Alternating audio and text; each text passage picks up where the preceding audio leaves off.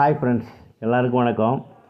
நம்ம நாட்டுக்கோழியில் எல்லாம் சொல்கிறாங்க, நம்ம மனசை கவர்ற மாதிரி சொல்கிறாங்க. எப்படின்னா, ஒரு மாதத்தில் 30,000 சம்பாதிக்கலாம், 1,50,000 லட்சம் சம்பாதிக்கலாம் அந்த மாதிரின்ட்டு.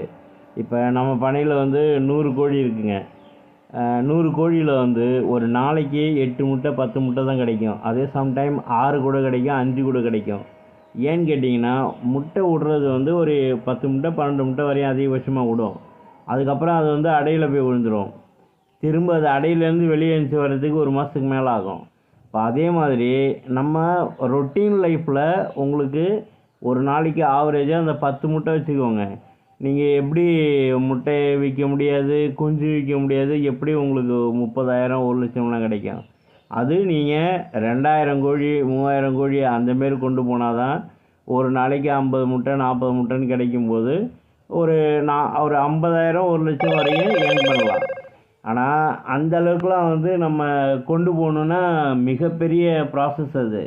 அதெல்லாம் நம்ம ஒரு ஒரு ஒரு 2 பேர் நம்ம ஃபேமிலி மேன் 2 பேர் பண்ணுற மாரி பண்ண முடியாது. அது எல்லாம் உண்மையை யாரும் பேச மாட்டேங்கிறாங்க. அனுபவிச்சது எல்லாம் வீடியோவுக்காக அப்லோட் பண்ணுறாங்க.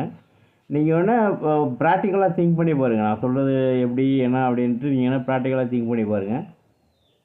அது அப்படி தான் இருக்கும். ஏன்னு கேட்டிங்கன்னா, நம்ம கோழிகள் சரியாக ஒரே நேரத்தில் எல்லாம் பருவத்துக்கு வர்றது கிடையாது.